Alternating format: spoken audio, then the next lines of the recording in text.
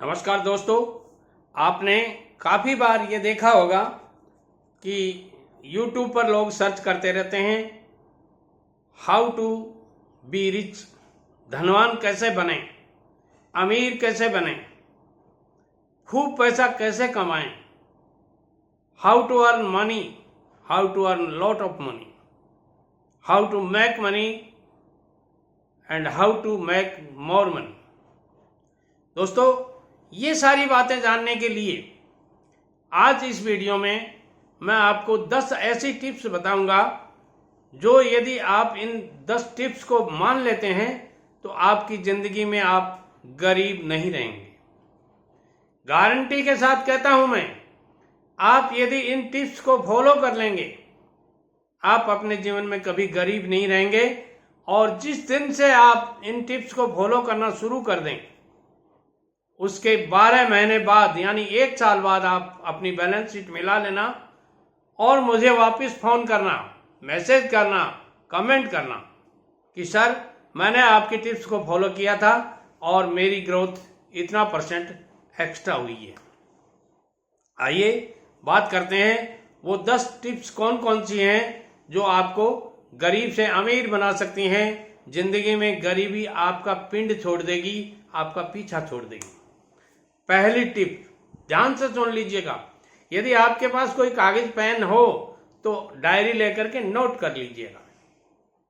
और वो पहली टिप है, जब भी आप कोई चीज खरीदने बाजार में जाएं तो मोल भाव जरूर करें। बार्गेनिंग इतनी भरी हुई है मार्केट में।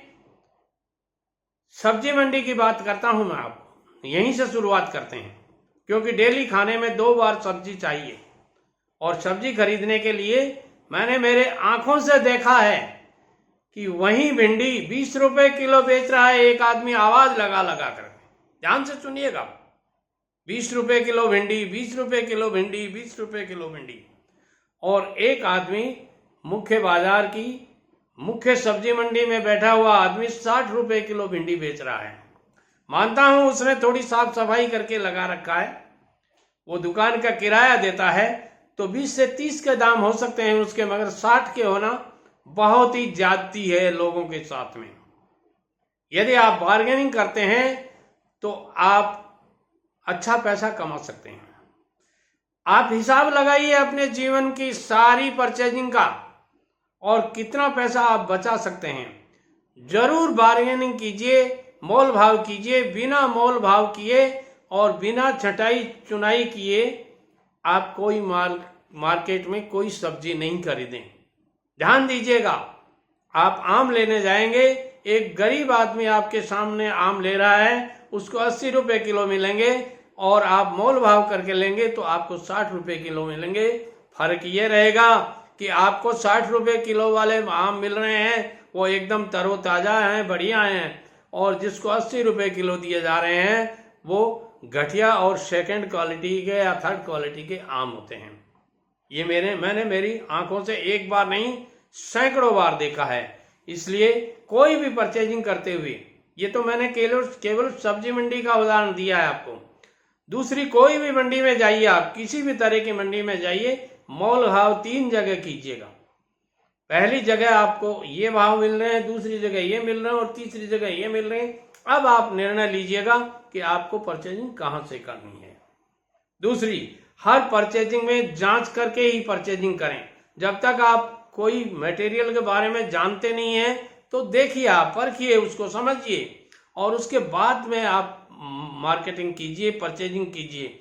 तीसरी बात, 3 जगह मोल भाव किए बिना कोई भी परचेजिंग नहीं करें। चाहे वो आप 10 रुपए की चीज खरीद रहे हो या आप 10,000 की खरीद रहे हो, 3 जगह जब तक आप मोल भाव नहीं कर लेते हैं, क्वालिटी तीनों की नहीं देख लेते हैं, तब तक जेब में हाथ नहीं डालें। यदि डालेंगे तो समझ लीजिए ठगा रहे हैं, लुटा रहे हैं, कुछ न कुछ कम कर रहे हैं अपना पैसा। चौथी बात, जानकार दुकानदार को 7 दिन बाद में पेमेंट करें। यदि आपका दुकानदार जानकार है और वो आपको उधार देता है तो 7 दिन, कम से कम 7 दिन बाद में पेमेंट करें। क्यों? इसलिए नहीं कि 7 दिन का आपको इंटरेस्ट मिल रहा है, बच रहा है। इसलिए कि माल में कहीं कोई डिफेक्ट हुआ, कुछ और हुआ, तो आप उसको वापस कर सकते हैं, दे सकते हैं, या यूं कर सकते हैं उसको चेंज करवा सकते हैं। और आपने यदि बनिए को, दुकानदार को, या ये कह सकते हैं कि शॉपकीपर को पैसा उसके गले में डाल लिया उसने, उसके बाद में आप रीझ के मर जाएं, आपको रुपया वापिस नहीं देगा, नहीं देगा, नहीं देगा। और यदि देगा तो तब देगा जब आप उसके बाप बन जाओगे। ध्यान से सुन लीजिएगा, ये मेरा अनुभव है और वो आपके साथ शेयर कर रहा हूं। पांचवी बात मैं कहता हूं कि अनावश्यक सामान कभी नहीं खरीदें। जरूरत है उतना सामान खरीदिए। आप बाजार से दवाई लाने गए थे और आते बच्चों के खिलौने ले आए, इधर ये ले आए, इधर वो ले आए। अरे घर ऑलरेडी अटा पड़ा है सामान से और आपने ला करके और ठूंक दिया। पैसा है, भगवान ने दे रखा है आपको, अच्छा पैसा कमा रहे हैं, बच्चे कमा रहे हैं, तो उनको ढंग से इन्वेस्ट कीजिए ना। बेमतलब की चीजें ला करके, अनावश्यक सामान खरीद करके आप दोबारा उसको अगली साल कबाड़ में बेचने की बजाय पैसा बचाइए और उसको दूसरी जगह इन्वेस्ट कीजिए। छठी बात जो मैं बता रहा हूं वो ये है कि रास्ते चलते कभी भी सामान नहीं खरीदना चाहिए। चाहे आप मूड आपका कितना भी अच्छा हो, आपके मूड में जच गई और आपने रास्ते चलते थैला भर लिया, या गाड़ी में जगह है तो डाल लिया, ले लेते हैं, घर में काम आ जाएगा, ये सोच है वो आपको गरीब बनाती है। इसलिए आप ऐसा कभी नहीं करें। और सातवीं चीज ये है कि 7 दिन से ज्यादा उधार कभी नहीं खरीदें। आपके जेब में यदि पैसे हैं तो खरीदिए, नहीं है तो मत खरीदिए, मगर 7 दिन से ज्यादा उधार मत खरीदिएगा। क्यों?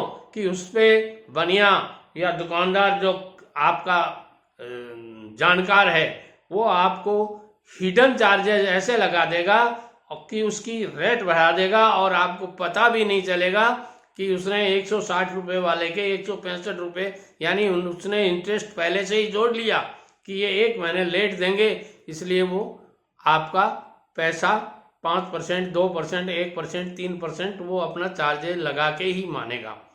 और अगली चीज मैं बता रहा हूं कि बच्चों की हर फरमाइश पूरी नहीं करें। बच्चे लाड प्यार और दुलार के हकदार हैं, उन्हें मिलना चाहिए, मगर प्रॉपर मिलना चाहिए। ऐसा नहीं कि आप बाजार जा रहे हैं, किसी काम से जा रहे हैं और बच्चा रूठ के बैठ गया बाजार में ही खड़ा हो गया, नहीं मैं तो यही खिलौना लूंगा, मचल गया दीना का लाल, मैं तो यही खिलौना लूंगा, मचल गया दीना का लाल। अब बताइए दीना क्या करे बेचारी, उसको बच्चे को दिलाना पड़ता है। तो ऐसी स्थिति में अपने बच्चों को थोड़ा समझा के रखिए, और यदि जब भी उनको मार्केट में आप ले जाएं तो अच्छी तरह से उनको सारी बातें समझा करके कि हम जो परचेजिंग करना चाहते हैं वही परचेजिंग करेंगे, तुम्हारे कहने से कोई खिलौना नहीं लिया जाएगा। हाँ, खिलौना यदि लिया जाएगा तेरी फरमाइश पूछी जाएगी, तू तेरी फरमाइश बता देना और हम खरीद के ला देंगे। ऐसा नहीं कि तू रूठ के अकड़ के बैठ गया और फिर मैं तो यहाँ से तभी जाऊंगा जब, वो एक कहावत है, बोले गुड़ की डली दे दे नहीं तो बनिए की बेटी बन जाऊंगी। ऐसा नहीं होना चाहिए। अगली बात मैं जो कहना चाहता हूं वो बहुत ही फैंटास्टिक है। इस बात के ऊपर आपका गरीब बनना और धनवान बनना निश्चित है, और वो बात है केवल महिलाओं के कहने से परचेजिंग नहीं करें। ध्यान से सुन लीजिएगा। माताएं बहनें जरूर मेरे पे नाराज होंगी कि दादाजी आपने ये क्या कह दिया हमारे लिए, मगर मैं सही कह रहा हूं। महिलाएं कई बार बिना जरूरत की चीजें मंगवा लेती हैं, या अपना बड़ापन दिखाने के लिए कई बार कुछ ऐसी चीजें खरीद लेती हैं जिनके घर में प्रॉपर उपयोगिता नहीं होती, या यूं कह सकते हैं उनकी जरूरत नहीं होती, या उनकी उस वैल्यू के सामने उतनी जरूरत नहीं होती जितनी जरूरत आदमी को उस चीज की कीमत देने के बाद में 1 महीने तक अलग एक्स्ट्रा कमाना पड़ता है, और वो घर में ला करके दिखावे के चक्कर में रख लेती हैं। इसलिए केवल महिलाओं के कहने से ही कोई परचेजिंग नहीं करें। घर में उसकी जरूरत, उसकी डिमांड, उसकी आवश्यकता, इन बातों को जरूर ध्यान रखें। वीडियो पसंद आता है लाइक शेयर और कमेंट करें, और चैनल यदि आपने अभी तक सब्सक्राइब नहीं किया है तो जरूर कर लीजिए।